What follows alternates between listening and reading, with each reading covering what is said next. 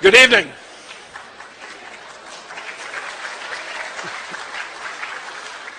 I want to welcome you to the Roger W. Hines Lecture for the 2006-2007 academic year. My name is Scotty McLennan, and I'm the Dean for Religious Life here at Stanford. A dozen years ago, the James Irvine Foundation established the Hines Lectures in Religion and Society. The series is intended to bring to the Stanford campus leading thinkers who examine the intersections and interactions of systems of belief and practice with human groups and societies.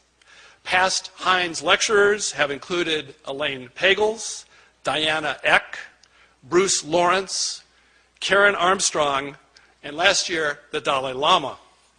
There's much to honor in Roger Hines and his legacy. A professor of psychology, then dean, then vice president at the University of Michigan, he came to the University of California at Berkeley, where he served as chancellor from 1965 to 1971. Hines led the American Council on Education and then the Hewlett Foundation until his retirement in 1992. For many years, he lent his wisdom and energy to Stanford, having become a regular participant at its Memorial Church and a consultant to university leaders. We're delighted to honor him again this year with tonight's lecture. And I'm grateful to Religious Studies Professor Robert Gregg, formerly the Dean for Religious Life, who worked closely with the Irvine Foundation to establish this lecture series, and in a moment he will introduce this year's speaker. And with that, I would like to introduce Professor Robert Gregg. Thanks, guys. Thanks to a splendid set of newspaper advertisements created by Debbie McDevitt of the Office of the Deans for Religious Life, you who have come here tonight already know a great deal about Professor Ehrman's celebrated and broadly read books. Perhaps some of you also know of his recorded lectures on early Christianity. I know from my days in North Carolina of the James Gray Distinguished Professorship, which he holds at UNC Chapel Hill. I have heard stunning testimonies from those who have done their doctoral study with Bart Ehrman. While producing the kinds of close and technical stories that we in the Scholars Guild ponder and admire, Ehrman has also taken with complete seriousness his vocation as a teacher of undergraduate students and in recent years of the wider public. He makes fascinating texts and traditions in early Christianity accessible through his characteristic clarity of explanation and argument. Alterations in the earliest manuscripts of New Testament writings and the special field of text criticism have occupied Ehrman since his own graduate student days, and we are very fortunate to have him here as our Hines lecturer to give us his latest take on some of these issues. His lecture title, as you know, Misquoting Jesus, Scribes Who Altered the Scripture and Readers Who May Never Know. That's not you. Please welcome Bart Ehrman.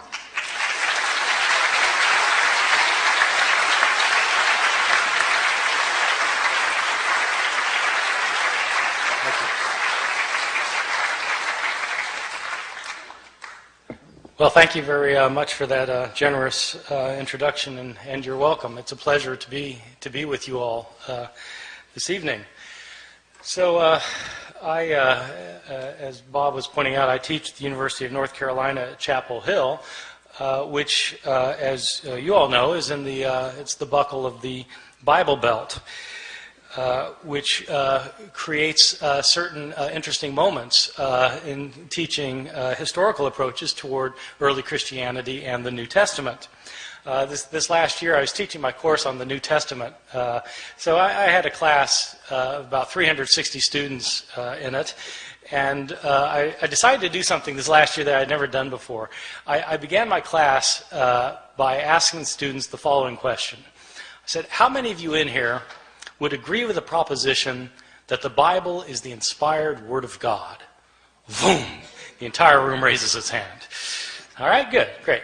Now, how many of you have read the Da Vinci Code, I asked? Boom, the entire room raises its hand. Oh, good, okay. Now, how many of you have read the entire Bible? Scattered hands. I said, all right. Now, I'm not telling you that I think God wrote the Bible. You're telling me that you think God wrote the Bible. I can see why you might want to read a book by Dan Brown. But if God wrote a book, wouldn't you want to see what he had to say? It's just one of the mysteries of living in the South. Well, the Bible is the most widely purchased, most thoroughly revered, and probably most broadly misunderstood book in the history of human civilization. One of the things that's misunderstood, at least by my 19-year-old students at Chapel Hill, is that when we're reading the Bible, we're not actually reading the words of Matthew, Mark, Luke, or John. We're reading translations from the Greek language in which these books were written. And something is always lost in translation. And not only that, but we're not reading translations of the originals of these books, because we don't have the originals of these books or of any of the other books of the New Testament. What we have are copies made centuries later, many of them many, many centuries later. These thousands of copies that we have are all different from one another in lots of little ways and sometimes in big ways. There are places where we don't know what the authors of the New Testament originally wrote. Now, for some Christians, that's not a problem because they don't have a high view of Scripture. For others, it's a very big problem. What does it mean to say that God inspired the words of the text if we don't have the words? Moreover, why should one think that God performed the miracle of inspiring the words of the Bible if he didn't perform the miracle of preserving the words of the Bible? If he meant to give us his very words, why didn't he make sure we received them? The problem of not having the originals of the New Testament, though, is a problem for everyone, not simply for those who believe that the Bible was inspired by God. For all of us, I think, the Bible is the most important book in the history of Western civilization. It continues to be cited in public debates over gay rights, abortion, over whether to go to war with foreign countries, over how to organize and run our society. But how do we interpret the New Testament? It's hard to know what the words of the New Testament mean if we don't know what the words were. And so in this lecture, I'll be talking about not knowing what the words were and what we might know about the originals of the New Testament, how they got lost, and how possibly they might be reconstructed. So let me begin by talking about, on a fairly basic level, how it is that we got the books of the New Testament. The books of the New Testament were all written in Greek. They were all written in the first century of the Common Era. They were written by Greek-speaking Christians who wanted to share with their community their views of Jesus, of the faith, of what to believe and how to behave. So an author like Mark, the author of our first gospel, sat down and wrote out one day his gospel about Jesus. Now, we don't know where Mark actually lived. Some scholars have thought that Mark maybe lived in Rome. So let's say he lived in Rome. Mark writes his book. Well, how does this book get into circulation? The problem is we're dealing with an age in which there were no Xerox machines. There wasn't desktop publishing yet, no PDF files. In fact, there wasn't carbon paper. How did people get copies of books? Well, in the ancient world, the only way to get a copy of a book was to copy it by hand. One page, one sentence, one word, one letter at a time. Mark makes his book, and somebody in his community wants another copy of it. And so that person either makes a copy himself or has somebody else make a copy for him. Now, part of the problem is that in the ancient world, at this time period, in the Roman Empire, probably something like 90% of the population was illiterate. couldn't read or write. So not anybody could just make a copy. And most people who could write couldn't write very well. And so somebody makes a copy. We don't know who it was who made the first copy. We don't know if this person was competent or incompetent, but he made a copy. And probably, if he made a copy of this book by hand, one page, one sentence, one word, one letter at a time, he made mistakes. Now, my students sometimes have difficulty believing that people make mistakes when they copy things by hand. And so I tell them, well, you sit down tonight and copy the Gospel of Mark and see how you do.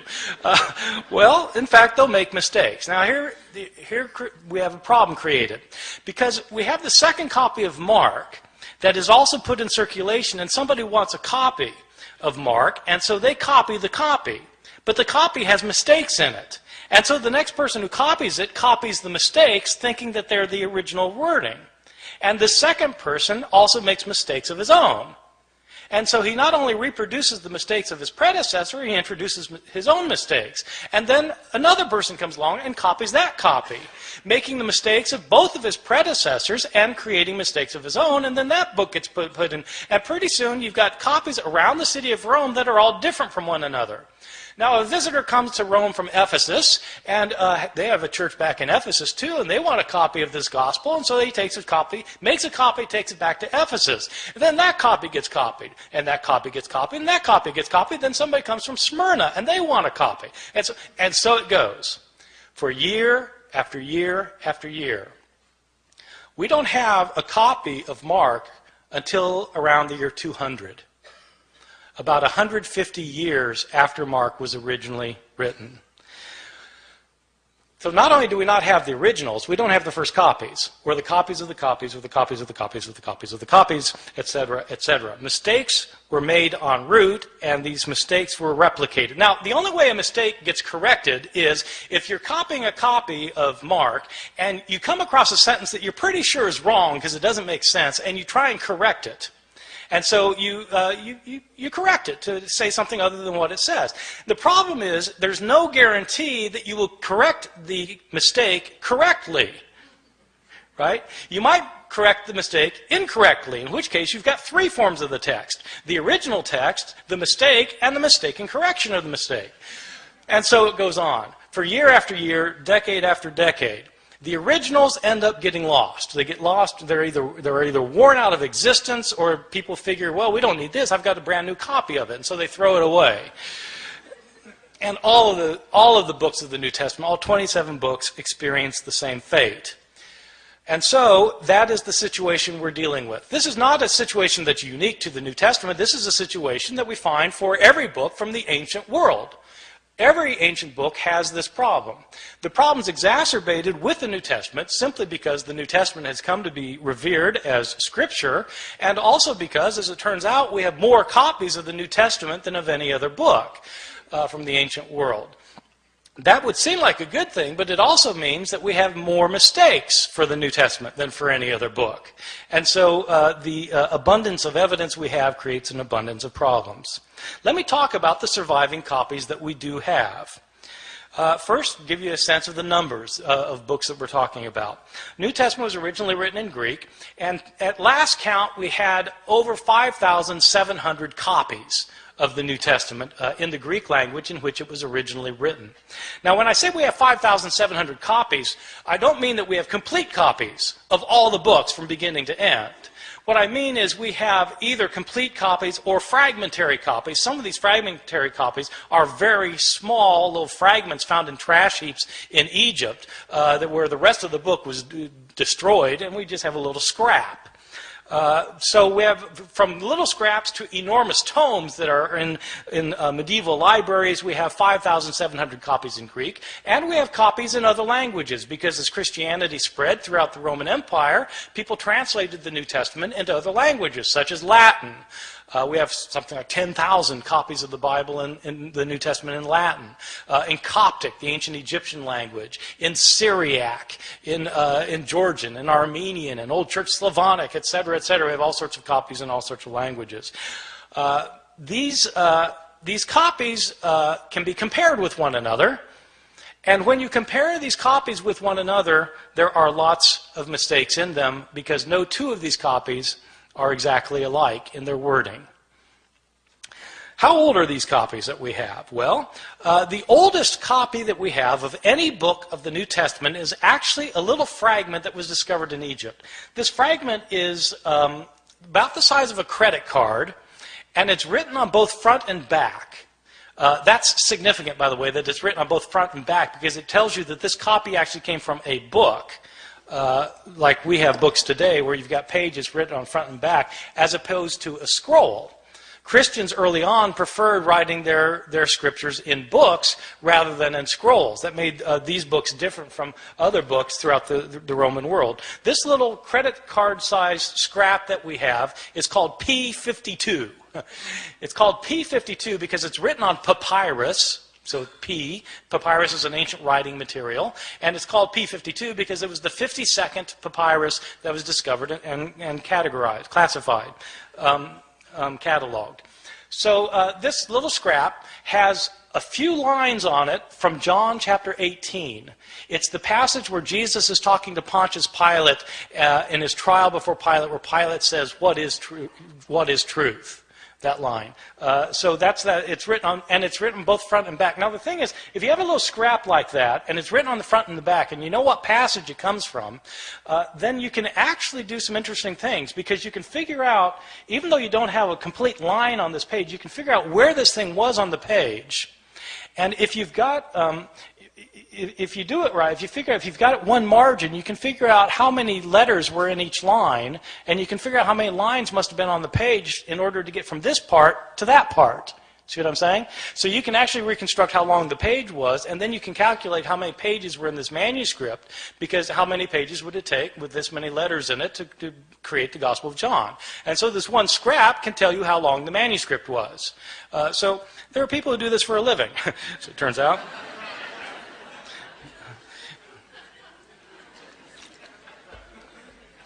So this is the oldest scrap. How old is it? This scrap, P52, is usually dated to the first half of the 2nd century. The way they date ancient manuscripts is actually on the basis of a handwriting analysis.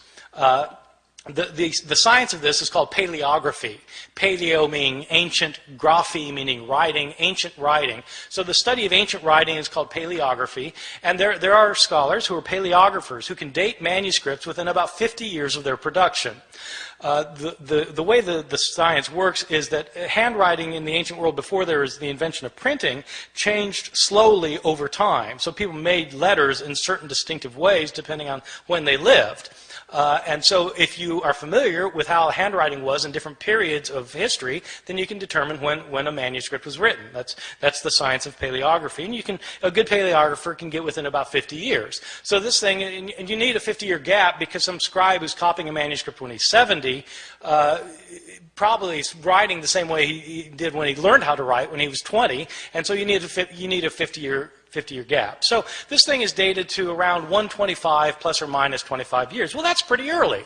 This is from the Gospel of John. This little piece was probably written about 30 or 40 years after John itself had been produced. So that's pretty good. We don't get a complete copy of the Gospel of John until, again, around the year 200. But we do have this little scrap. Most of the manuscripts we have are not anywhere near this early, though. We start getting full manuscripts at the beginning of the 3rd century, around the year 200, 150, 170 years after Jesus' death. These are about 120 years after most of these books had been written. And we don't start getting numerous manuscripts until the 7th, 8th, or 9th centuries. And then we start getting lots of them, because then you've got monasteries where monks are spending their days copying manuscripts, and we have a lot of their manuscripts. And so 5,700 manuscripts, some of them going back into the 2nd century, none of them being the originals, or within even within a few years of the originals. So with all of these differences, with all of these manuscripts, how many differences are there? Throughout the Middle Ages, it appears that the scholars didn't realize that there was a problem of not having the original text, or very few scholars realized that this was a problem. Even the scribes copying the text, they sometimes would realize there were differences in the manuscripts they were copying, but they didn't make a very big deal about it. The first time somebody made a really big deal about this was exactly 300 years ago this year, in the year 1707.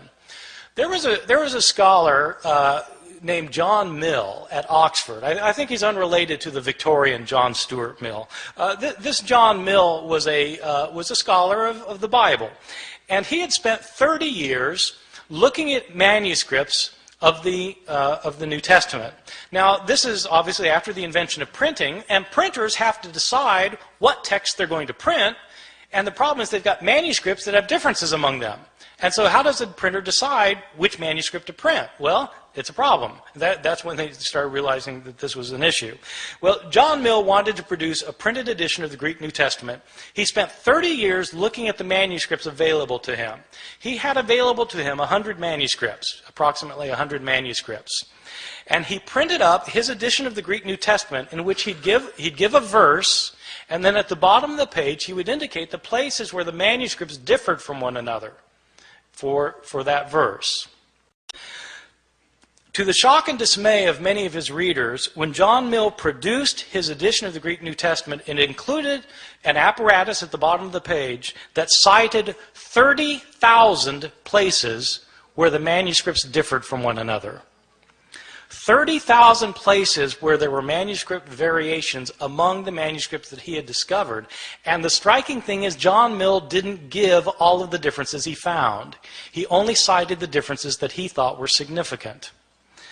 Some of his detractors claimed that John Mill was working to render the text of Scripture uncertain.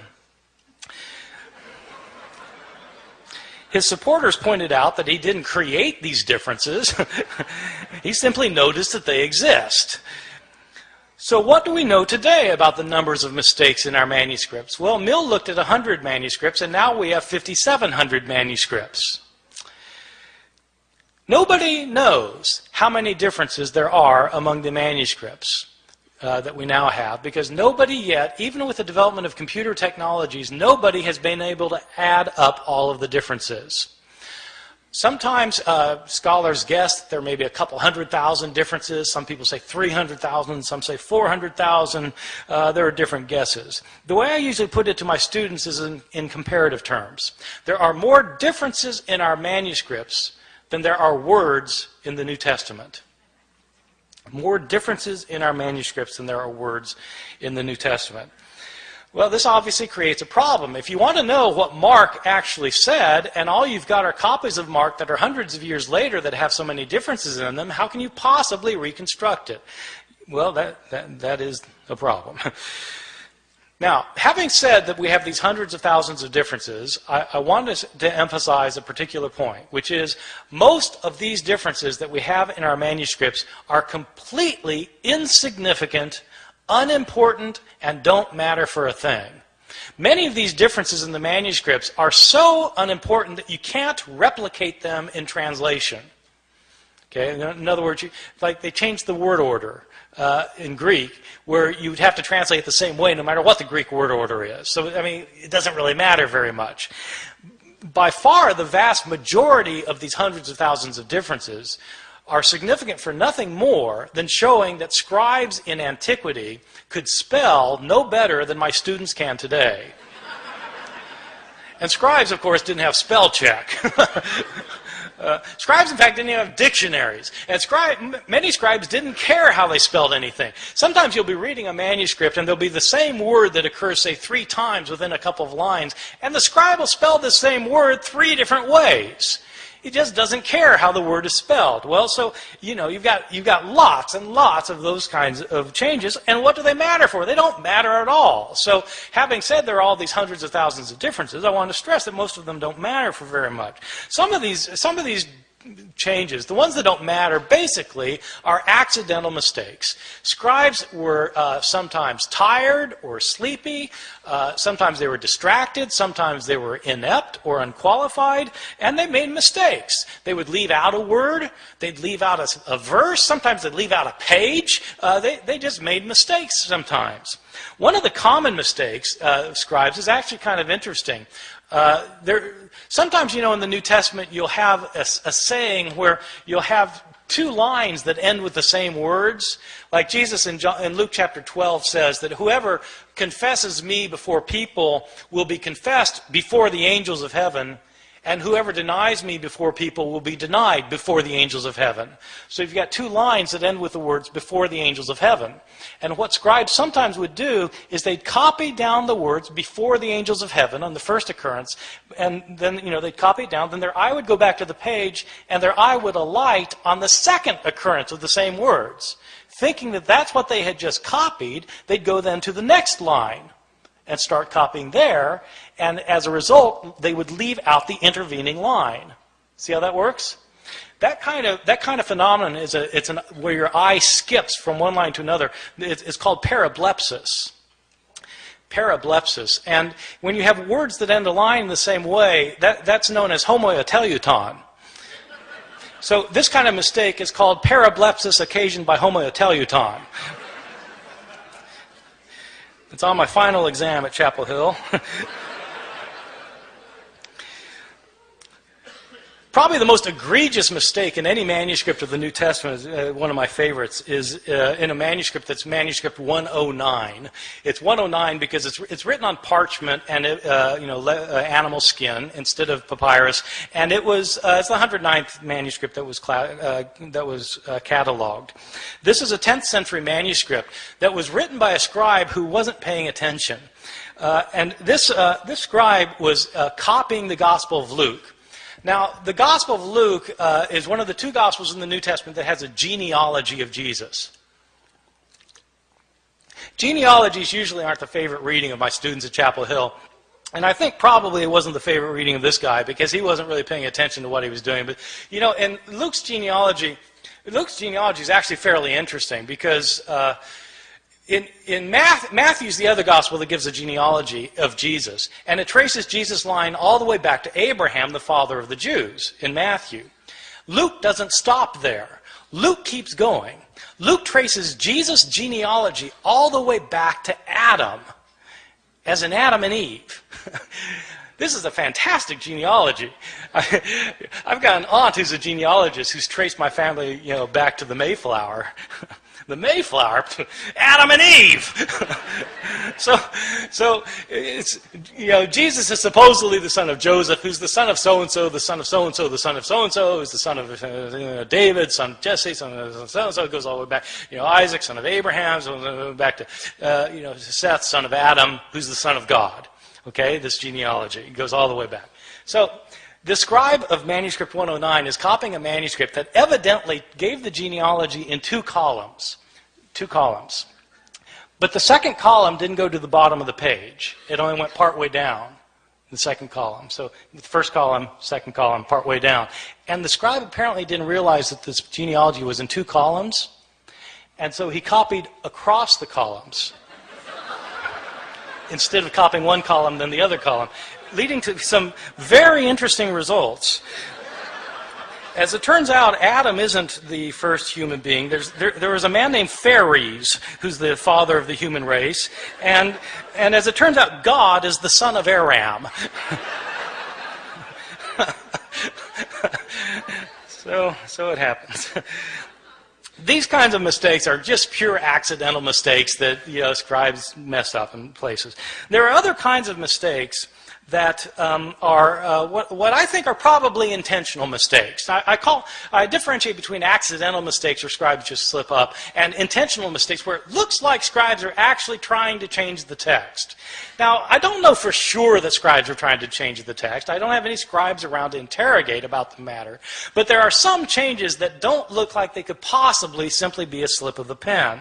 And there are others that are debatable, whether they were a slip of the pen or not. But let me give you a couple of examples, and you'll see that some of these look like scribes maybe wanted to change the text. I'll give you a couple for instances. In Mark chapter 1, the Gospel of Mark, we read at the very beginning that as was written in Isaiah the prophet, behold, I send my messenger before your face to prepare your way for you. Okay, this is in Isaiah the prophet, behold, I send my messenger before you. This is a very interesting passage because the passage that's quoted is not Isaiah. When it says in Isaiah the prophet and then gives the quotation, the passage quoted is actually Exodus. So it's interesting that in the later manuscripts of Mark's gospel, the text is changed. so that it no longer says in Isaiah, as is written in Isaiah the prophet, now it says, as is written in the prophets. You see, getting rid of the problem that, in fact, this isn't a quotation from Isaiah. Right? See, so maybe that's a slip of the pen, but it looks to me like somebody saw that this could be taken as a mistake, and they changed it as a result. Or give you a second example. In Luke's Gospel, chapter 2, we have the only story of Jesus as a boy in the New Testament. Jesus is a 12-year-old, and we're told that he and his family have taken a trip to Jerusalem to celebrate a festival, probably the Passover festival. It is a peculiar story because they celebrate this festival, and then the family goes back in the caravan back home, and 3 days later they realize Jesus isn't with them. I mean, you might think they would have checked ahead of time, but he's not there, and so they go back to Jerusalem to try and find him, and on the third day his mother finds him in the temple. And this isn't an accident, by the way, that it's on the third day, right? This is a foreshadowing for Luke of what's going to happen at the resurrection narrative, where on the third day Jesus will rise from the dead. Well, so on the third day, his mother finds him in the temple, and there's 12-year-old Jesus talking to the leaders of the Jews and discussing with them matters of the law. And Mary is not pleased, and she sees Jesus finally after tracking him down for 3 days, and she says, "Son, why have you done this? Your father and I have been looking all over for you."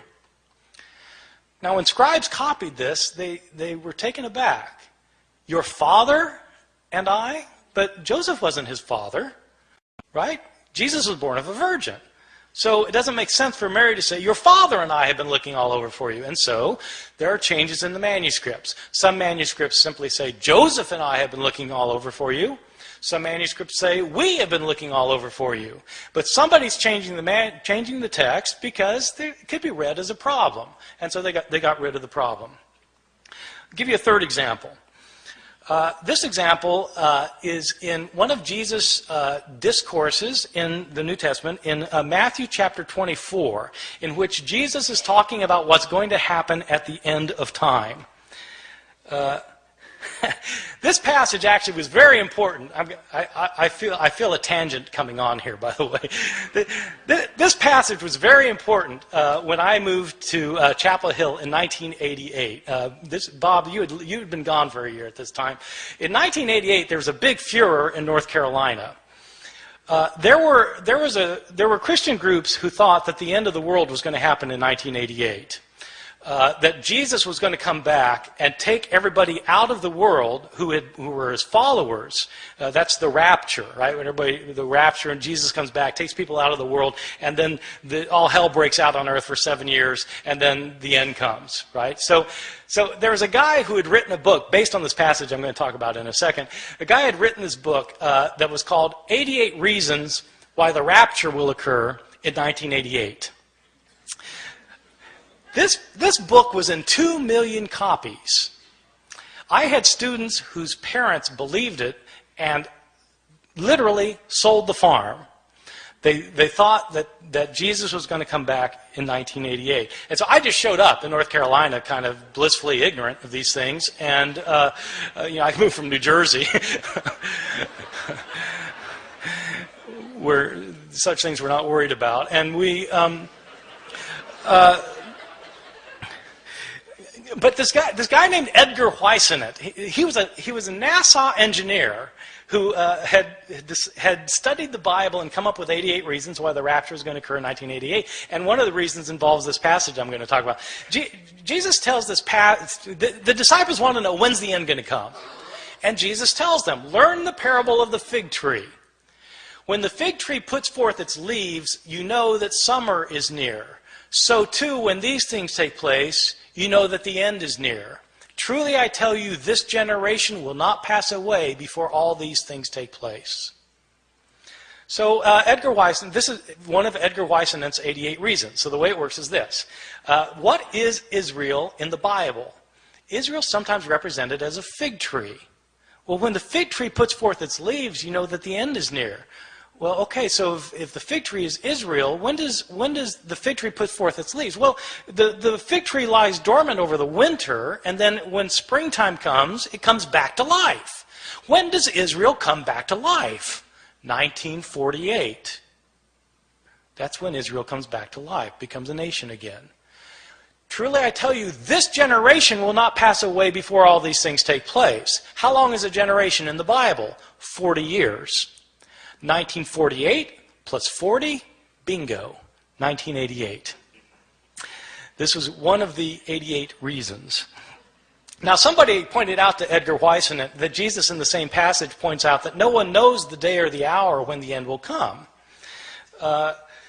When Whisenant had said that it was going to come during the week of Rosh Hashanah in September. And so they said, but Jesus says no one knows the day or the hour. And Whisenant was completely unfazed. He said, I don't know the day or the hour. I just know the week.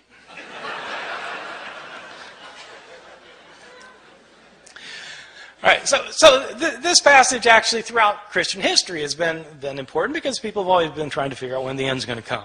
So in this passage, Jesus says no one knows the day or the hour, not the angels of heaven, nor even the Son, but the Father alone. Okay, Matthew 24:36. Scribes copying that found it to be a peculiar thing to say, though. Not even the Son knows when the end is going to come? I mean, surely the Son of God is all-knowing. Isn't he omniscient? And so how do scribes deal with the problem? They deal with the problem by getting rid of the phrase. And so in later manuscripts, the phrase, not even the Son, is taken out, so that now Jesus doesn't claim to be ignorant about when the end is going to come. So that strikes me as probably an intentional sort of change. All right, so you get accidental changes and you get intentional changes. I want to talk about some of the big differences that you get in some of our manuscripts, just so you can get an idea of how significant this problem can be. Probably the most familiar story in the New Testament Gospels is the story of Jesus and the woman taken in adultery. I'm pretty sure this is the best known story of the Gospels because it's in all the Hollywood movies. I mean, if you do a movie about Jesus, you've got to have Jesus and the woman taken in adultery. It's so much a requirement that even Mel Gibson, who The Passion of the Christ, which is about Jesus' last hours, has to get this in, and so he has a flashback showing this scene of Jesus and the woman taken in adultery. So the way the story works, it's found only in the Gospel of John, chapter 7 and 8. And Jesus is teaching the temple, and the Jewish leaders they drag this woman in front of him, and they say, she's been caught in the act of adultery. The law of Moses says we're to stone someone like this. What do you say? See, this is setting a trap for Jesus, because if Jesus says, well, yeah, stone her, then he's violating his teachings of love and mercy. But if he says, no, forgive her, then he's breaking the law of Moses. So what's it going to be? Well, Jesus has his way of kind of getting out of these traps, as you know, if you read the New Testament. So what he does in this case is he stoops down and he starts writing on the ground. And he looks up and he says, let the one without sin among you be the first to cast a stone at her. Stoops back down, starts writing again. And one by one, feeling guilt of their own sins, they begin to leave until Jesus looks up again and there's no one left. And he says to the woman, is there no one left to condemn you? And she says, no, Lord, no one. Jesus replies, neither do I condemn you. Go and sin no more. There is a textual variant in a now lost manuscript, which when Jesus, about this line about when he says, let the one without sin among you be the first to cast a stone at her. In this one textual variant, it indicates that a stone comes flying out from the crowd, nails the woman in the head. And Jesus says, Mom, sometimes you really tick me off.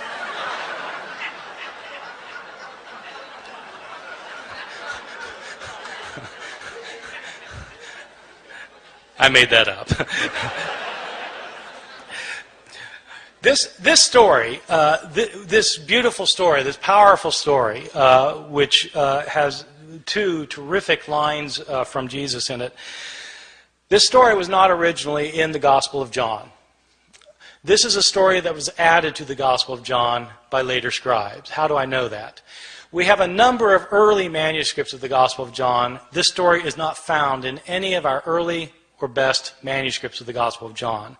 The Greek authors who wrote commentaries on the Gospel of John over the centuries don't mention this story until the 10th century, 1,000 years after the days of Jesus. The writing style of this story, if you read it in Greek, the writing style is a completely different writing style from the writing style of the rest of the Gospel of John. As a result, scholars have known for years that this story did not originally belong in the Gospel of John. Well, why is it in our English Bibles then? Probably what happened was some scribe had heard this story. They'd heard the story and they decided that it illustrated some of the teachings in John chapter 7, and so they wrote out the story in a margin. A second scribe came along, saw the story in the margin, and thought it belonged in the text, and then wrote his manuscript by putting the story in the text. Another scribe comes along and copies that manuscript, and that manuscript gets copied, and so on until it becomes part of the textual tradition. And it's these later manuscripts that were used by the translators of the King James Bible in 1611, so that the story came into English through the King James Bible. So, this story, however, is not a story that was originally in the New Testament. So people sometimes ask me, well, are there any changes that are significant in the New Testament? Yeah, well, this strikes me as a rather significant change, that the story of the woman taken in adultery wasn't originally there. Or consider a second instance of another big difference, the Gospel of Mark. Mark is probably my favorite gospel because it's so subtle and understated in places, and it says things that you don't expect. And nowhere is this more true than in the ending of Mark's gospel. In Mark's gospel, Jesus is put on trial, and he's crucified, he's dead, he's buried, and on the third day, the women go to the tomb. The tomb is empty, and Jesus is not in it. There's some man in there. And the man tells the women that Jesus is not here, he's been raised from the dead. He tells the women, go tell the disciples that he will meet them in Galilee. And then it says the women fled from the tomb, and they didn't say anything to anyone, for they were afraid. Period. That's where it ends. That's the end of the Gospel of Mark. And you think, how could it end there? They're told to tell the disciples, but they don't tell anybody. Didn't the disciples ever learn? Didn't they go to Galilee? Didn't they see Jesus? How could that be the end of the story? And that's exactly the reaction the scribes had. They got to that ending, they said, how could it end there? And scribes then decided it couldn't add there, and so they added 12 verses. So that in your English Bibles today, you'll find 12 more verses after that, after chapter 16, verse 8. And often they'll be in double brackets, because the translators will tell you in a footnote, these verses weren't originally in here, these were added by later scribes. In these verses, in these added verses the scribes added later, but we know they're added later because they're not in the earliest and best manuscripts. The writing style is different from the rest of the Gospel of Mark, and in fact there are inconsistencies between this ending and the verses that precede it. So this is clearly an addition to the Gospel of Mark. In these final verses, according to these final verses, the women do go tell the disciples do go to Galilee, they do meet Jesus there, and Jesus then tells them that they're to make the disciples of all the nations, and people become his disciples will be able to speak in foreign languages that they previously didn't know. They'll be able to handle deadly snakes, and they'll be able to drink poison and it won't harm them. These are the verses that the Appalachian snake handlers in my part of the world use to base their liturgical practices on. I've always thought that sometime in the ambulance on the way to the hospital, somebody should point out, actually those verses aren't in the Gospel of Mark.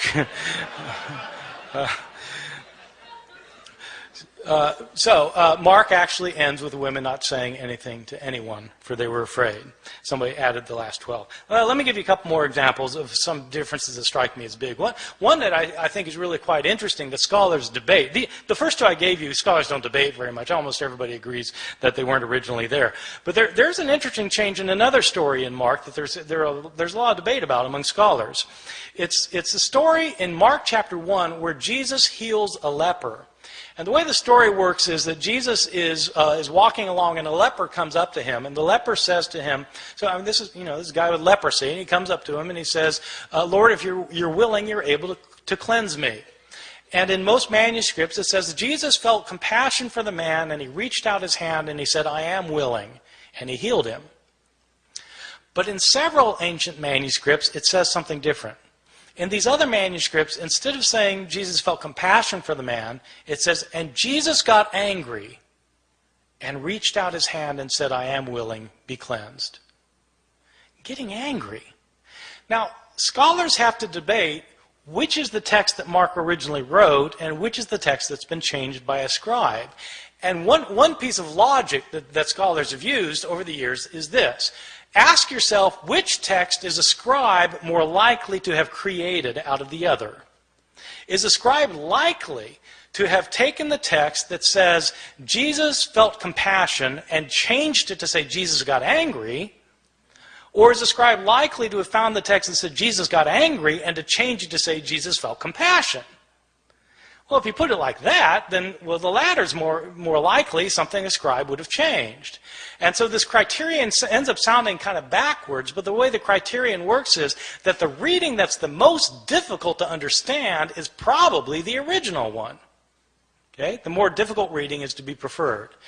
And so that's one reason for thinking that, in fact, this text originally said Jesus got angry. And there are actually a whole host of reasons for thinking that's what the text said. The next step, then, is to ask, well, what's he angry about? In other words, to try and figure out what the text means. But you can't know what the text means unless you know what the text says. You see? So you've got to establish the words first, and that's what people who are textual critics do. They try and decide what the words originally were. Let me give you one other example, and then I'm going to stop and take any questions that you have. There's another quite moving passage in the Gospel of Luke, which is also well known. It's a scene in which Jesus is being crucified, and Luke is interesting in the scene of Jesus' crucifixion. Luke is interesting at the scene of the crucifixion because it's unlike what happens in Luke is unlike what happens in Mark's gospel, the story of the crucifixion. In Mark's, just to illustrate this for a second, in Mark's gospel, which is the first gospel, you have a very distinct portrayal of Jesus going to his crucifixion, a portrayal that is filled with pathos and agony. People don't realize this, that Mark's portrayal is very different from Luke's portrayal. And the reason they don't see that there are differences is because of the way that people read the Gospels. The way people typically read the Gospels, if they read the Gospels at all, but if they read the Gospels, the normal way of reading a Gospel is you start at the beginning and you read to the end. So, okay, you're going to read the Gospel. You start with Matthew. You start with the first verse, chapter 1, verse 1, and you start reading and you get to the end. You go from top to bottom. Then you read Mark. Start with the beginning, go to the end, top to bottom, and it sounds a lot like Matthew. Same stories, a lot of the same words, sounds very similar. Then you read Luke, top to bottom, sounds exactly the same. Not exactly, it's different, but it's basically the same thing. They sound alike. And then you read John, well, that's different, but, well, in essence, it's not that far off. So they all sound basically the same because you read them from top to bottom, or you read them vertically. The way to see differences in the Gospels is to read them not vertically, but to read them horizontally. Where you read a story in Matthew and you look at the same story in Mark and compare the two stories. When you do that, you start finding enormous differences. People, there are all these debates about whether there are discrepancies in the Bible. But if you want to find discrepancies in the Bible, all you have to do is read the texts horizontally. I give this as an assignment to my students all the time. I give them I say, take the resurrection accounts. What really happened at the resurrection? Depends which author you read. And so I have them list what happens in Matthew, what happens in Mark, what happens in Luke, what happens in John, and compare the list. And it's actually quite striking when you do this with the resurrection narratives. Because, well, who is it that goes to the tomb? Is it Mary Magdalene by herself or Mary with other women? If other women, how many other women? And what are their names? It depends which gospel you read. What do they find there? Is the stone rolled away already or is it not rolled away already? Depends which gospel you read. Who do they see there? Do they see a man there as in Mark? Do they see two men there as in Luke? Or do they see an angel as in Matthew? Depends which gospel you read. What are they told? Are they told to tell the disciples to meet Jesus in Galilee, or are they told to tell the disciples to stay in Jerusalem? Do they go tell the disciples? It depends whether you read Mark or whether you read Matthew and Luke. If they do tell the disciples, what do the disciples do? Do they go to Galilee, or do they stay in Jerusalem? It depends which gospel you read. I mean, you just go down the line, and it's different. And that's how you get if you read these stories against each other. Well, if you do that in the story of the crucifixion in Mark and Luke, you come up with very, very different portrayals. The significance of that is not just, there are discrepancies. Yeah, there are discrepancies, but that isn't the point. The point is that if you want to know what Mark has to say, you have to read Mark and not pretend he's saying the same thing as Luke, because they're different. And so Mark has to stand on its own as a literary production. In Mark's gospel, when Jesus is being crucified, in fact, it's a very gripping scene. In Mark's gospel, Jesus doesn't say anything while he's being led to the place of crucifixion. While he's being crucified, he's completely silent.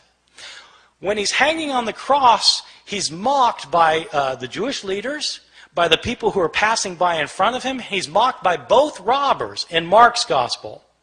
Jesus doesn't say anything until the end in Mark's gospel. At the end, he cries out, "Eloi, Eloi, lama sabachthani? My God, why have you forsaken me?" And he dies. That's it. That's Mark. Very powerful and gripping. But people don't realize that this, because people think Jesus said all sorts of other things on the cross. Well, why do they think that? Because they've read Matthew, and they've read Luke, and they've read John, and they end up with the 7 last words of the dying Jesus, which are found in not one of the Gospels, but by smashing all of the Gospels together into one big Gospel. Now, it's perfectly legitimate to do that if you want to do that. If you want to read the Gospels and smash them all together so they're all right and they're all saying the same thing, but you have to realize that if you're doing that, you're writing your own Gospel. And you're making it say something that's different from any of the Gospels of the New Testament. Okay, so I mean that's the effect of doing that. In Luke's Gospel, Jesus is not silent. He's not silent on the way to be crucified. He sees women weeping for him, and he turns to them and he says, "Daughters of Jerusalem, don't weep for me. Weep for yourselves and for your children, for the fate that's to befall you." He's more concerned about these women than himself in Luke's Gospel. In Luke's Gospel, he's not quiet while he's being nailed to the cross. He prays, "Father, forgive them, for they don't know what they're doing." While he's hanging on the cross, he actually has an intelligent conversation with one of the robbers. The one guy maligns Jesus. The other robber says to the other person to be quiet because Jesus hasn't done anything to deserve this. And then he turns to Jesus and says, "Lord, remember me when you come into your kingdom." And Jesus says, "Truly I tell you, today you will be with me in paradise." Jesus knows exactly what's happening to him in Luke's Gospel. Not in Mark, but in Luke he knows exactly what's happening to him. He knows what's going to happen to him after it happens to him. He's going to wake up in paradise, and this guy's going to be next to him. And at the end, the most telling thing of all is that Jesus, instead of crying out, my God, why have you forsaken me?" He doesn't say that in Luke. What he says is, "Father, into your hands I commend my spirit." And he dies. In Luke's Gospel, Jesus is completely in control of the situation. He knows what's going on. He knows why it's going on, unlike Mark, where he seems to be in doubt. This verse about "Father, forgive them, for they don't know what they're doing," is a very interesting verse. In early Christianity, this verse was interpreted not as a prayer of forgiveness for the Romans who were crucifying him. It was interpreted as a prayer for the Jews who had turned Jesus over to the authorities. Jesus is asking for forgiveness for the Jewish people in the interpretation of the early Christian interpreters of the passage. That makes it striking that in some manuscripts from the early years, this prayer is omitted by some scribes. Why would scribes take that lovely verse out? Well, it should be obvious why they took it out. They took it out because they interpreted it as a prayer of forgiveness for Jews, and these scribes didn't think God had ever forgiven the Jews. In the 2nd and 3rd centuries, Christians started saying that Jews are guilty for the killing of Christ, and that, in fact, the destruction of the city of Jerusalem in the year 70 by the Roman armies was a punishment by God given to the Jewish people for rejecting their own Messiah. In the 2nd and 3rd centuries, we have Christians who are saying that Jesus was God, so that when Jews, they would say, when Jews were responsible for the death of Jesus, we have some authors saying Jews are guilty of deicide. Jews have killed God, and God held them responsible. What's a scribe who thinks that going to do with this prayer of forgiveness? He's going to take it out. And that's exactly what happens. Some of our early manuscripts are missing the prayer. They're missing it because scribes have changed it for reasons of their own. These are some of the big differences that you can find in the New Testament manuscripts, and there are all sorts of differences that you find. Some are related to theological disputes of early Christianity, where scribes have changed the text to make it coincide more closely with their own theological views. Some of these changes have to do with relationships of Christians and Jews. Some of these changes have to do with Christian understandings of women. There continue to be debates today in churches, Christian churches, about whether women should have leadership roles. Well, these debates often hinge on verses that have been changed by scribes. You can guess which way scribes changed these verses. In the 2nd and 3rd centuries, when women's roles were being suppressed, all of a sudden manuscripts start showing up in which women are told to be silent in the churches. This is the sort of change that scribes made. The textual critic is somebody who tries to deal with this phenomenon of manuscripts that have so many changes in them. There are actually two things that a textual critic does. One thing that is, of course, primary importance is to figure out what an author actually wrote. Because you can't interpret an author, whether you're talking about Plato or Aristophanes or Homer or Mark or Matthew or Luke or John. You can't interpret what an author said unless you can't interpret what he said unless you know what he said. You've got to have his words, and so textual critics try to reconstruct to the best of their ability what an author actually wrote. A textual critic also, though, is interested in knowing why the text got changed. Why did scribes change the text? I mean, it's interesting to see that sometimes they fell asleep, but beyond that, what kind of theological motivations were there for changing the text? What kind of ideological influence were affecting these scribes? When we know more of that kind of information, we're better able to understand both the scribes and their own historical context as people living in the early centuries, especially the early centuries, a time period about which we have very little information about Christianity otherwise. Thank you very much.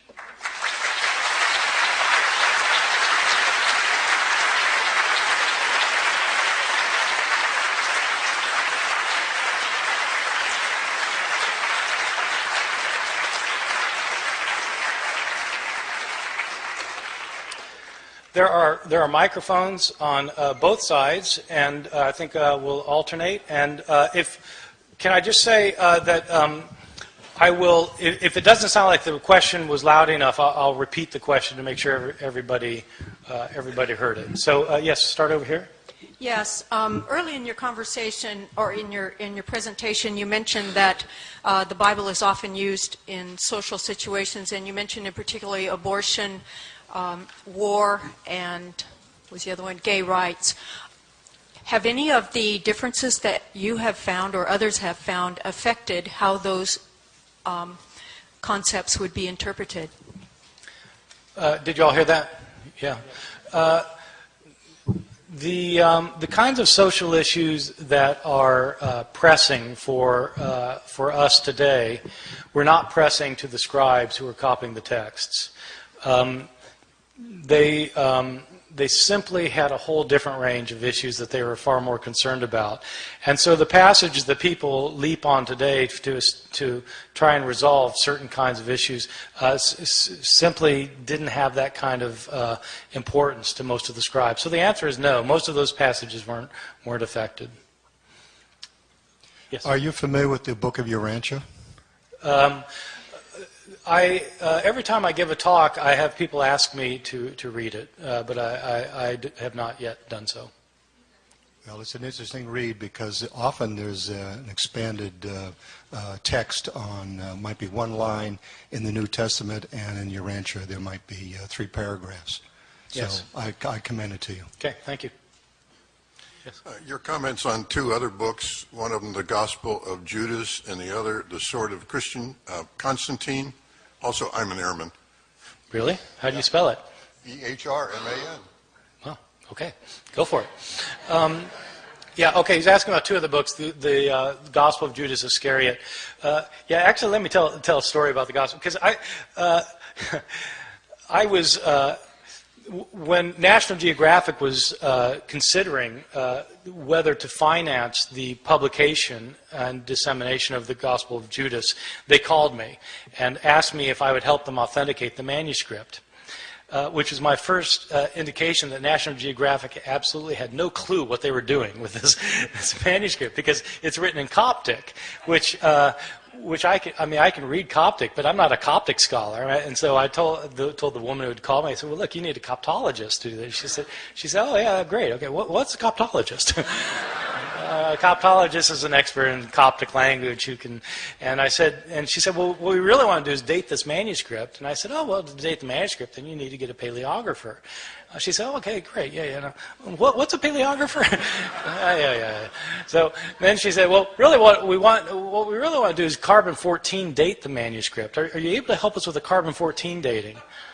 So yeah, right. Every Friday night I carbon-14 date manuscripts. So, no, I can't help you with carbon-14 dating. You need a scientist for that. I said, look, I'll find you a Coptic paleographer and you find a scientist who can carbon-14. And they said, well, we want you to be involved with this, though, because we want somebody who's interested in early Christianity and knows about Gospels that didn't make it in. I said, no, I'm happy to be involved. I said, but I said, where's the manuscript? She said, well, it's in Geneva. I said, okay, count me in. And so we went to Geneva. I have a friend, a guy named Stephen Emmel, teaches in Germany, who's a Coptic paleographer, and called him up. And I said, Stephen, I don't know if you've heard these rumors, but the Gospel of Judas has turned up. And Emmel says, yeah. He says, you know what? I think I saw it 20 years ago. I said, oh my God, you want to see it again? He said, yeah. I said, okay, let's go to Geneva. And so we did. So the Gospel of Judas is it's the most recent discovery of an early Christian text. It was actually discovered 30 years ago now, 1978. But it's a very long story. It was unknown basically to everybody until just 3 or 4 years ago, when it finally got into the hands of competent scholars and conservationists who could put it back together, because it was fragmented in 1,000 pieces. But it's a very interesting gospel because it's a gospel that is a Gnostic gospel that talks about how this world we live in is not the creation of the one true God, but is a creation of lower, inferior divinities. And the point of salvation is to escape this world. Okay, if you all know Gnosticism, I'm sorry, I'm taking a little longer on this than I should, but if you know the world of Gnosticism, the Gnostic Gospels, Gnostic Christians were people who felt like they were entrapped in their bodies in this world, that they were imprisoned in bodies, and that because the creator of this world wasn't the one true God, he was a lower divinity. So the way I illustrate this with my students is, you know how sometimes people feel like they're alienated in this world, like they look around, they just don't feel like they belong here. They look around and this world just doesn't make sense to them. I felt this way till the last election, actually.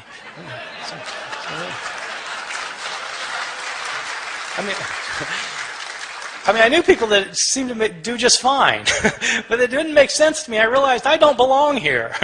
I'm from another world, and these friends of mine are not from another world. They belong here. And so these Gnostics thought that they need to escape this world by having secret knowledge, and these Gnostic Gospels are Gospels that provide the secret knowledge. So the Gospel of Judas is that kind of thing. The most important discovery of a Christian book in the last 60 years, in my opinion. The other question was about the Sword of Constantine, written by James Carroll, which is, I think, a terrific book, a really good read, basically about Jewish-Christian relations, in short, but how the relationship of Christianity and Judaism changed when the Emperor Constantine became a Christian. I think that's a very, very fine book. I was wondering if you would say a word about Marcion, and also if you would consider 1 Clement to be a first-century witness to the text of 1 Corinthians. Oh, wow. I feel like I'm in my doctoral exam all of a sudden. Wow. Okay. Okay, Marcion. The short on Marcion. Marcion was probably the most important Christian thinker of the 2nd century. He was a kind of a teacher-philosopher type from Asia Minor, who took the Apostle Paul very seriously when Paul differentiated between the gospel of Christ and the law of the Jews. Paul thought that a person could not be made right with God by keeping the requirements of the Jewish law, but a person had to have faith in Christ. And so this differentiation between law and gospel for Marcion became an absolute differentiation, that the God who gave the law could not be the God who gave the gospel. So that Marcion taught that there were actually two different gods, that the God of the Old Testament was in fact a different God from the God of Jesus. That the God of Jesus, in fact, tried to save people from the condemnation of the God of the Jews. The idea is the God of the Jews created this world, gave Israel the law, everybody breaks this law, and so this Jewish God condemns them. Justly. I mean, they broke the law, so they're condemned. Jesus comes from a higher God who never had anything to do with this world before Jesus showed up. Jesus came to save people from the wrathful God of the Jews. And so Marcion tried to propound this point of view and won a lot of converts. In fact, in his day, he was extremely successful. There were a lot of Marcionite churches that started up. And in some parts of the Christian world, it looks like this Marcionite understanding of Christianity was the dominant form of Christianity. In this form of Christianity, the Christian Bible didn't have an Old Testament, because that was the book of the Jews. And it had the Christian New Testament consisted of Paul's letters. Marcion knew of 10 of Paul's letters, and one gospel, the Gospel of Luke. So it was Luke and 10 letters. I mean, some of us are glad that Marcion didn't succeed, because those of us teaching New Testament would only have half-time jobs now. Anyway, so that was Marcion. The second question is, does 1 Clement give us any attestation for the text of 1 Corinthians? So 1 Clement is a book that is in a collection called the Apostolic Fathers. It was probably written in the mid-90s, and so it was actually written before some of the books of the New Testament. It was written to the church in Corinth by the Christians of Rome. And it was actually kind of an interesting situation that led to this letter. There apparently was some kind of ecclesiastical coup in Corinth, where the leaders of the church had been ousted somehow or other. We don't know how. And some other people had taken over, and the people in Rome didn't like it. And they tried to reverse this coup that had happened. And so this author then is writing to the church in Corinth to try and straighten things out. And this author knows about 1 Corinthians, and in fact reflects a lot of Paul's letter of 1 Corinthians, which was written about 30 years earlier. I don't think it gives us any help for knowing the text of 1 Corinthians, if by that you mean, does it help us reconstruct what the actual words of 1 Corinthians were? I don't think it helps us with that, but it does reflect many of the themes that you find in 1 Corinthians. Yes? With the possible exception of Matthew 24, where Jesus says, "No, not even the Son knows," none of the textual examples that you've given tonight pose any problem for fundamental Christian doctrines. And I'm wondering if there are textual examples that are more threatening on that front. My second question is, to what extent were canon and textual problems discussed at Nicaea? Okay, the second question is quite easy. To what extent were the formation of the canon of the New Testament and the text of the New Testament discussed at Nicaea? The answer is not at all. The Da Vinci Code says they were, so yes. Who should I believe? Yes. Right. I think you need to trust Dan Brown. He did a lot of research for this book. He learned, for example, that Leonardo's name was really Da Vinci.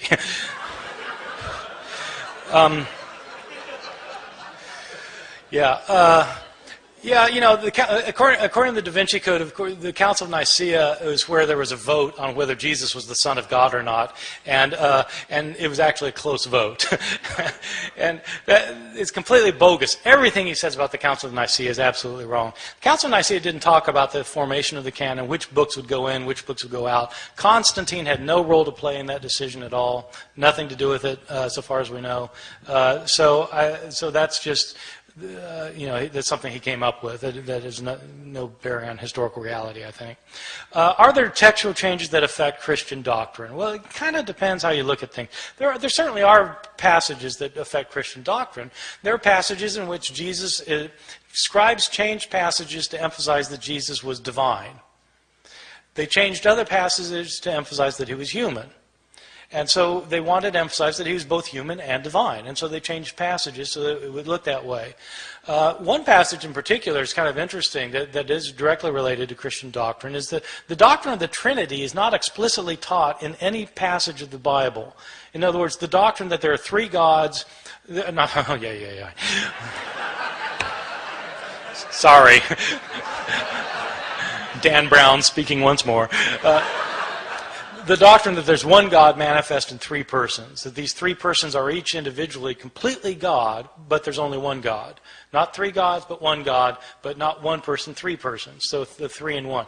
This is not taught in any passage of the Bible except 1 John chapter 5, verses 7 and 8, in which the author says that there are three witnesses in heaven, the Father, the Word, and the Holy Spirit, and these three are one. That's a pretty explicit statement about the Trinity. Now, there's an interesting story about this passage because it doesn't show up in the Greek manuscripts of 1 John. It's in the Latin manuscripts of 1 John. When the first scholar to put together a printed Greek New Testament produced his work, this was Erasmus, who was a humanist from Rotterdam, in the year 1516. He put together for the first time the printed edition of the Greek New Testament. He didn't include the verse, because it wasn't in the manuscripts that he had. And the Latin theologians went ballistic. And according to the story that circulated, Erasmus said, look, it's not in any of the Greek manuscripts. And they said, yes, but it's part of the church's doctrine. You've gotten rid of the Trinity. And Erasmus said, look, if you can produce a Greek manuscript that has it in it, I'll include it in my next edition. And so they produced a Greek manuscript.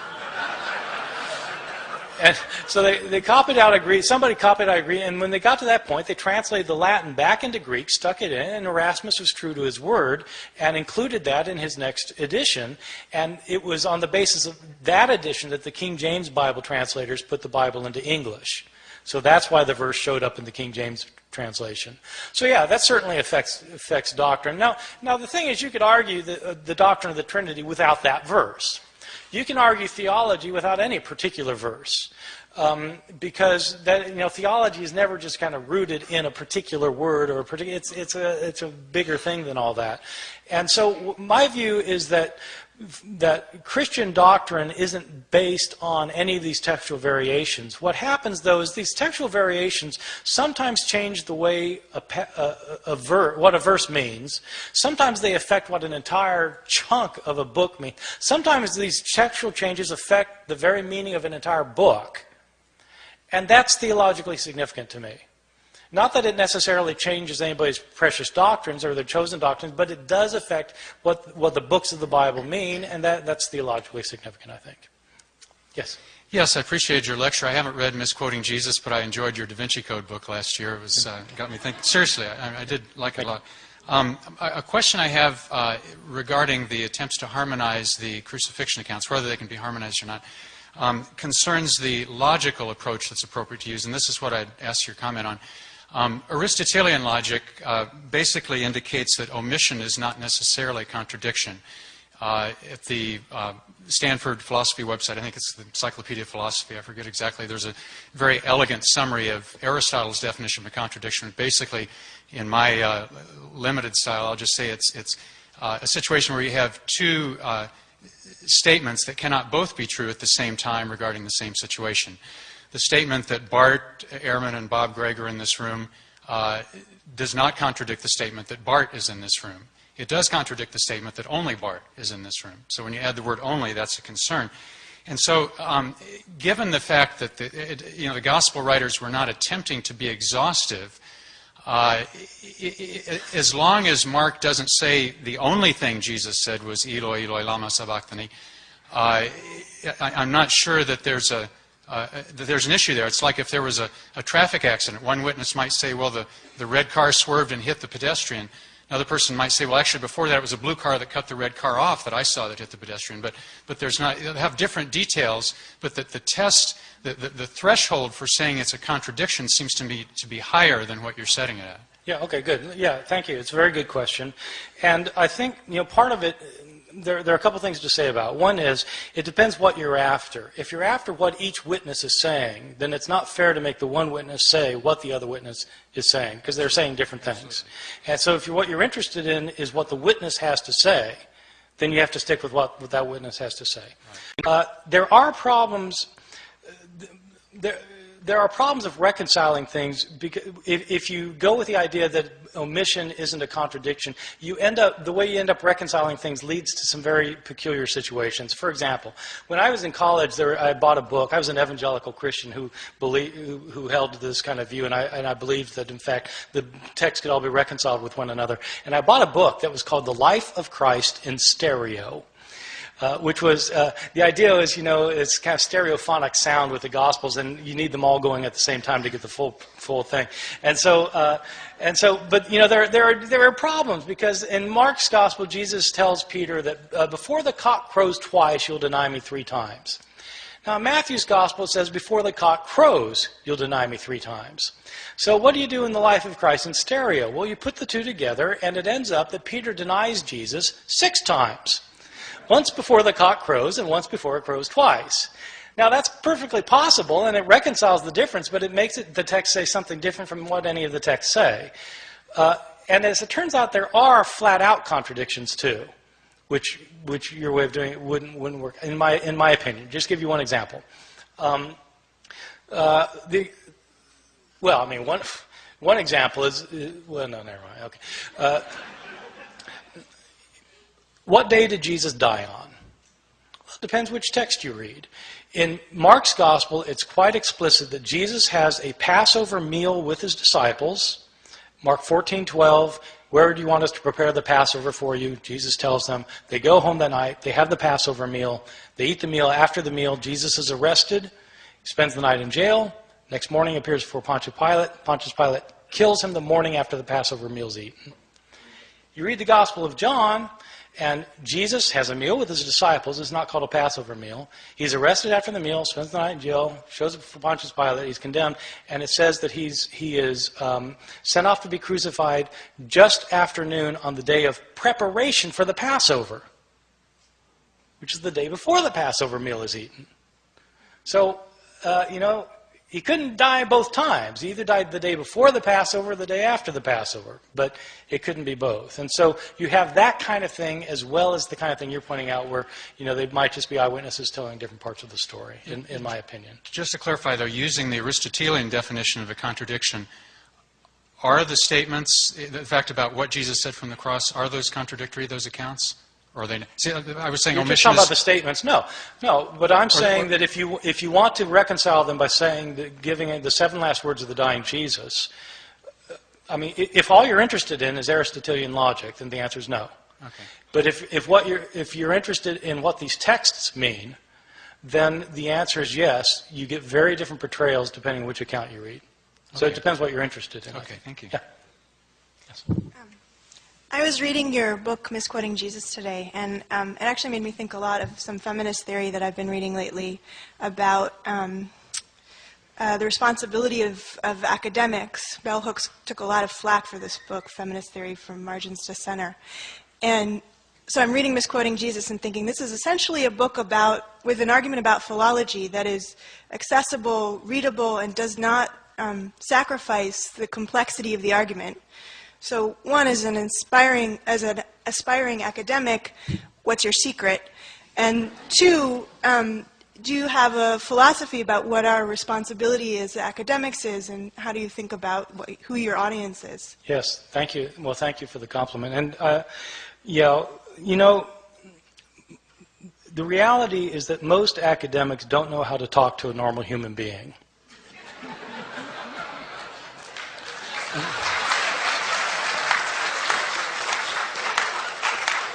And so I have friends who want to write a book that would sell in Barnes and Noble, and you have to tell them, you're not writing this for the guy who's in the office next door. You're writing this for your mother. You know, you've got to think about, you know, who you need to learn how to communicate with people, and so there's not an easy answer to that. But that was absolutely the challenge of this book.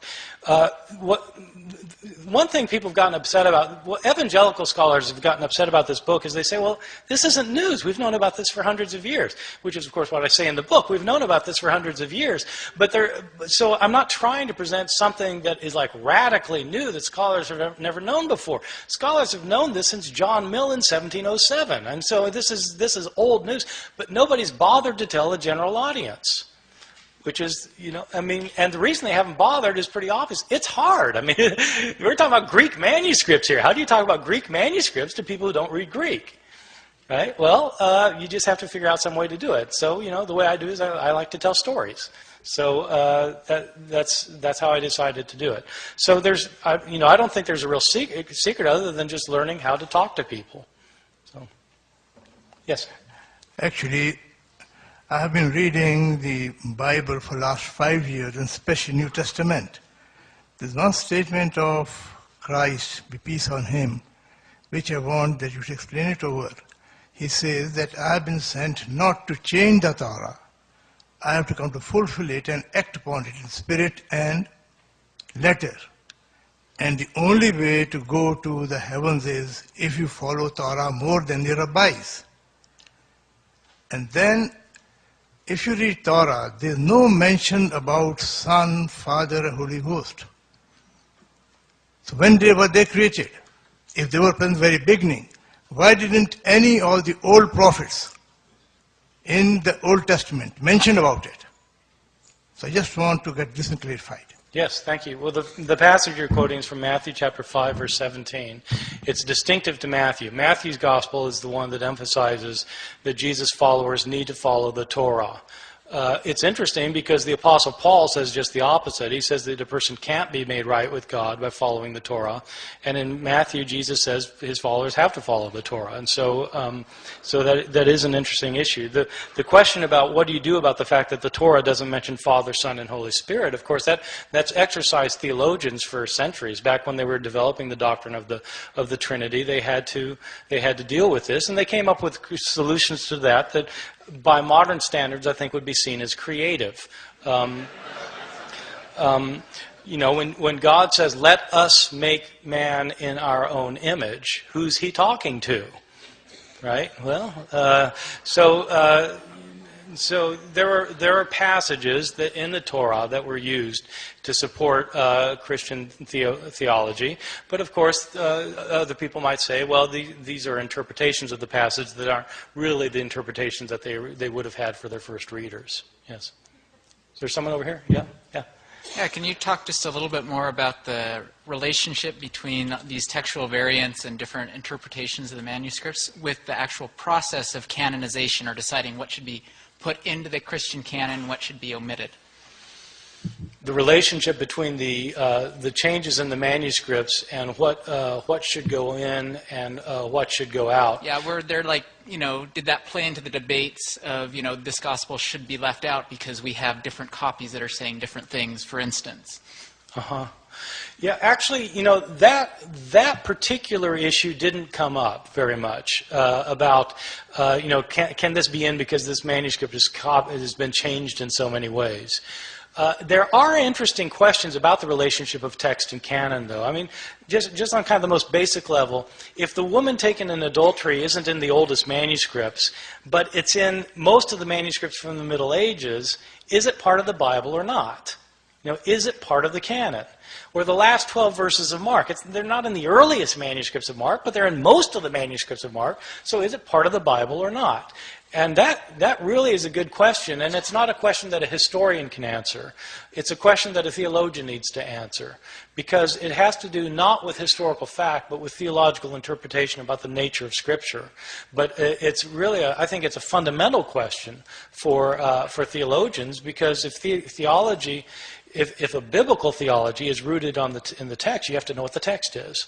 Which is, for me, one of the reasons I've been surprised over the years that theologians show no interest in textual criticism at all, most of them. No knowledge of it, no interest in it. And it seems to me it's actually kind of important for biblical theologians anyway. So. I think you need to go to the mic if you have a question. Did you have a question here? Oh, yeah. Yes. Thank you for talk. I have a question regarding the discrepancy among the Gospels. Yes.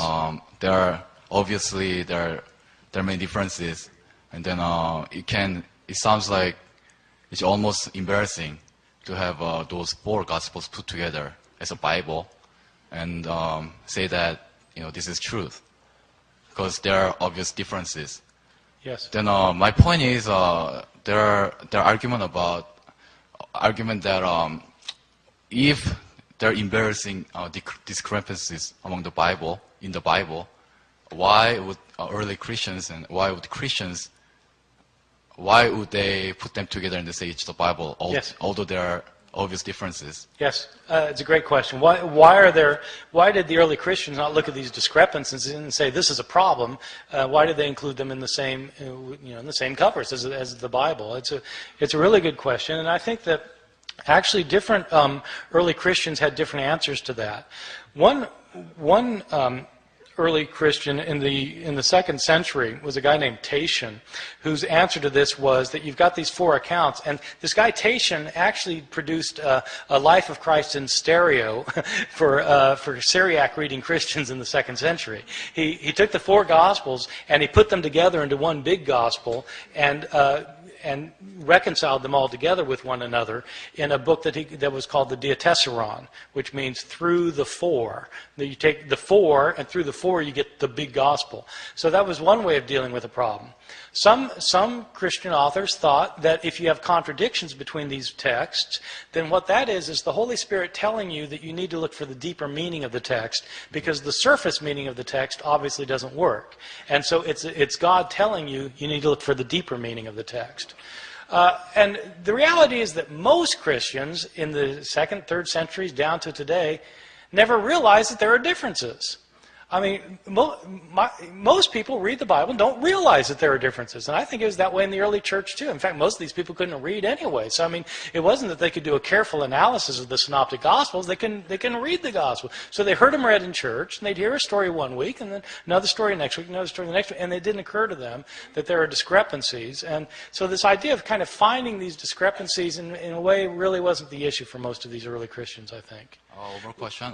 Can you give the reference to what just claimed about the illiteracy in the early Christianity? And yes, the illiteracy of early Christianity. Can you just give me references? Yeah. The best study of literacy in the ancient world is William Harris, and it's simply called Ancient Literacy, published by Harvard University Press. He doesn't deal very much with Christianity, but he does say a few things about it. All right, thank you. Yeah, I've come across a couple of radical pieces of information on the Bible I wonder if you'd comment on. One is that, I've read this in several places from biblical historians. One is that there was a get-together called the Second Council of Constantinople in around 555 AD. And it was one where they did some major deletions in the Bible, and they took out just about everything Jesus said about reincarnation. That's one of them. Well, that one's easy. That's false.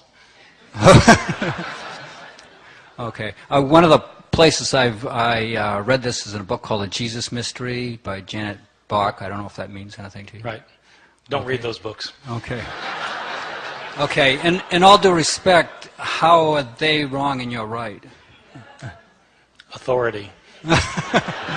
That's it? I mean... There are responsible historians, and there are people who are not responsible historians, and it's a very good question actually, because how do you know the difference? You go to a bookstore and you got these books. I mean, and some have nice covers and some don't have nice covers. How do you know who? And it's actually not an easy thing, and you have to know who to trust. And so one thing to do is look at credentials. Where do these people teach? Do they teach? Where did they get their degrees? Do they have degrees? Or are they independent researchers? An independent researcher is somebody who doesn't have a degree usually. Why don't they have a degree? So they might be telling the truth, but where do they get their information from? Look at their footnotes and see if they tell you where they got their information from. And then read scholars who teach in reputable institutions, who have reputable degrees, and whose books go through the kind of vetting process that is typical in scholarship, which is that you can't, anybody can publish a book today, but scholarly presses publish books that have gone through a scholarly process of evaluation. And that's the kind of book you want to read if you want an authoritative account. Okay. Yeah, and the second piece of information was that there's 18 years that are missing from the Bible, basically from the age of 12 to the age of 30. And it's been said that that was deleted, and that he spent those years traveling through India and visiting with various holy men and so forth, right, and reaching a state of enlightenment, right, and then coming back to... Yeah, that, you can even find Gospels that claim that. These Gospels were written in the 19th century, but I mean, you can at least find Gospels that say it. There are 18 years that are unaccounted for, and the question is, what would Jesus have been doing during these 18 years? And what most historians think is that he would have been doing what any Jewish lad in a small hamlet in Galilee would have been doing. He would have been working every day. Probably a carpenter, or apprenticed as a carpenter, and he probably didn't travel. Jews. I mean, he was very poor, probably a hand-to-mouth existence, and probably worked 6 days a week. And on the seventh day, you couldn't go anywhere because it was the Sabbath. So my guess is he just grew up in Nazareth. And there are no ancient sources. I mean, you asked me how do I know this? I've read all of the ancient sources. There are no ancient sources that say anything about Jesus going to India. Yeah, I just find, given the stature of this man, that the fact that there was zero written about him in those 18 years is very suspicious to me. I just think there must have been a deletion somewhere. I mean, why didn't somewhere in the Bible it said, well, from the age of 12 he just spent the time with his father in his shop and doing this and that, and then all of a sudden emerged at 30 and did all these miraculous things. So, anyway. Yeah, thank you. Okay. Yes.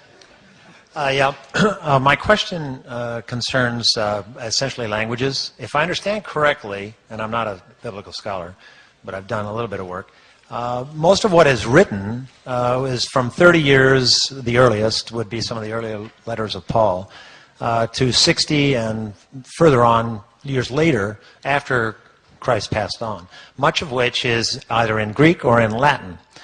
And in spite of what the governor of Texas was purported to have said in about 1923 in a trial on bilingual languages, they had that same problem when she threw a Bible down and said, if English was good enough for Jesus, then it's good enough for our students. I suspect that Jesus didn't speak English and actually spoke the language of the common people, since he was actually trying to talk to the common people, which, if I understand correctly, in first century Palestine was Aramaic. And there are very few Aramaic texts around.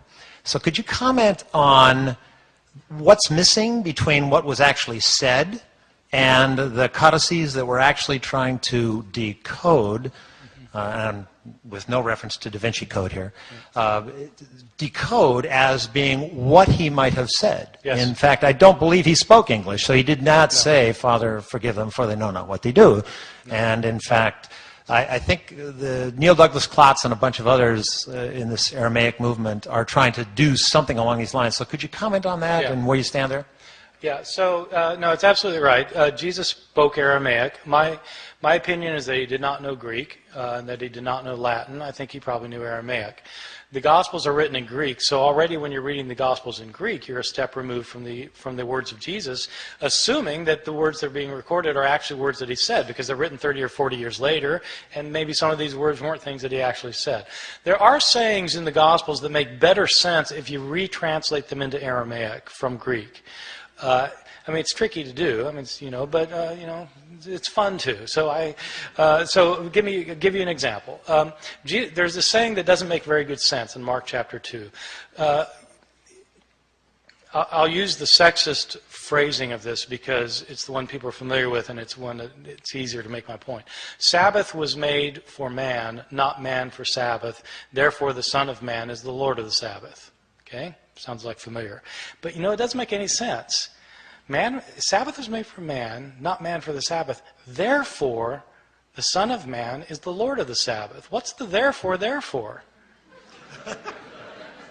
Because it doesn't work. Well, but if you say it in Aramaic, the word for man, meaning human being, and the word for Son of Man is the same word, Bar-Nashah. Sabbath was made for Bar-Nashah, not Bar-Nashah for the Sabbath. Therefore, Bar-Nashah is Lord of the Sabbath. That makes sense. So you retrovert it into Aramaic, and it adds up. And there are other sayings, just as a side, so you need to do that, actually, if you're doing the historical Jesus study. The other side of that is, there are some things that cannot be retroverted back into Aramaic, which means Jesus probably didn't say them. Give you a famous example. Every World Series behind home plate, you get somebody holding up a sign, John 3:3. You must be born again. This is a very interesting passage that people holding these signs don't realize the linguistic problems, which is this. When Jesus says this in the Gospel of John, he says, a person must be born anothen to see the kingdom of heaven. Anothen is a Greek word. Now, the word anothen is interesting because it actually has two meanings. It can mean from above, or it can mean a second time. Okay, it means both things. And you have to decide which it means depending on the context. Nicodemus misunderstands what Jesus says. Jesus is saying you have to be born from heaven to see the kingdom of heaven. And Nicodemus thinks, I've got to go crawl back into my mother's womb and be born a second time? And then Jesus corrects his mistake. No. And he tells him what he meant the first time. So the conversation hinges on the double entendre of this word anothen, the Greek word anothen. And you cannot reproduce the double entendre in Aramaic. So the conversation hinges on a particular Greek word that doesn't have a parallel in Aramaic, which means the conversation couldn't have happened like that. So. How about Hebrew? No Hebrew either. Yeah. But they weren't speaking Hebrew in Jesus' day. Jesus probably could read Hebrew, I think, but they weren't. It wasn't a spoken language in Palestine in his time. Yes? I have two questions. The first one is, how would you compare the copyists of the Sophorim copyists with those of the early Christians, which you've made a great point on? You're asking about Jewish scribes from the Middle Ages, you're asking about? No, those are Masoretes. I'm talking about the copyists in Ezra's time. Yeah. We don't know. I don't think we know. What a lot of people say when I give a talk on this about the New Testament is they point out that what they say is, well, Jewish practices were to copy everything meticulously, exactly, and they're usually thinking about the Masoretes. In the Middle Ages, there were Jewish practices that were extremely meticulous, but I don't think we know very much about copying practices in antiquity, especially in the Persian period, because we just don't have the kind of evidence we need. Thank you. The second question was, may I have your autograph? Yes, you may. I'm going to take one more question because this fellow, and then I'm going to stop. Yes. In some of the ancient cultures, there were oral traditions that seemed to be designed to preserve a certain passages orally very exactly. Is there any evidence from early Christian times that there, in some corner of Christendom, such traditions were there, and what would they say about the passages? Yes, were oral traditions such that the traditions were being kept intact over the years with the retelling. And there have been New Testament scholars who've argued that Jesus was a rabbi who taught his disciples certain things, and they memorized these things so and they passed them along without changing them orally. That idea has run into trouble on two grounds. One is that there have been anthropological studies of oral societies that have shown that in most oral cultures it actually doesn't work the way we would think it would work. Well, the way we think it would work is that if you can't write something down, that you'd probably want to remember it exactly because you don't have a way of writing it down, so you'd want to remember it exactly. But that idea that you would want to remember it exactly, in fact, is a product of written cultures.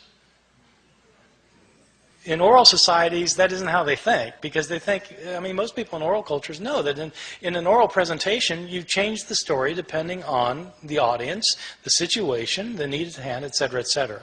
So there's that. The other thing is that there's a way to check whether the stories about Jesus were being passed along without changing or being changed orally, and that's the fact that we have several different authors who have written down the things Jesus allegedly said and did, and you can compare them with one another. And when you do that, there are discrepancies. So it looks like people are changing the stories both orally and at the written stage, I think. Okay, I need to stop there. Thank you very much. I've enjoyed being with you.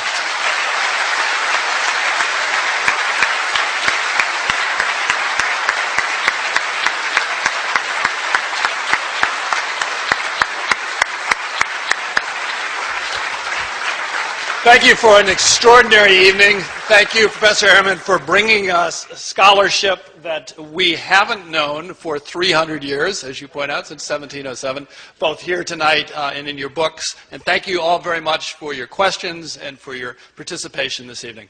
Thank you.